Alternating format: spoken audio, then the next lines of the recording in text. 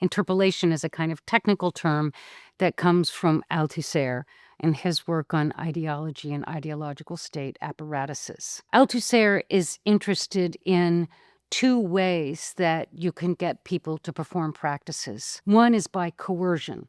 And so this was a kind of repressive state apparatus that is going to force you to do certain things so that you'll be arrested or held accountable if you don't do it. But ideological state apparatuses are ones that you don't need coercion in order to get people to perform them. This, I interpret, is connected to things that Foucault talks about when he talks about docile bodies in Discipline and Punish. So discipline, as opposed to punishment in Foucault, is very connected to what I think Althusser is talking about in his ideology and ideological state apparatuses. In Discipline and Punish, for example, Foucault distinguishes the practices of discipline where when you discipline a child, you're not just swatting them when they do something wrong, which is punishment. What you're doing is trying to scaffold their learning about how to engage in a particular practice.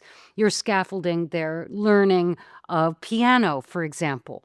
And you say, okay, you have to practice piano 30 minutes a day, and then 45 minutes a day, and then an hour a day to develop the self-discipline so that they will come to know that this is what they have to do in order to become a good piano player. And it's not punishment. What you're doing is making these practice periods required of them in order for them to develop certain kinds of skills. In Althusser and in Foucault, the idea is that we are disciplined as social agents to perform certain tasks and to fulfill certain expectations.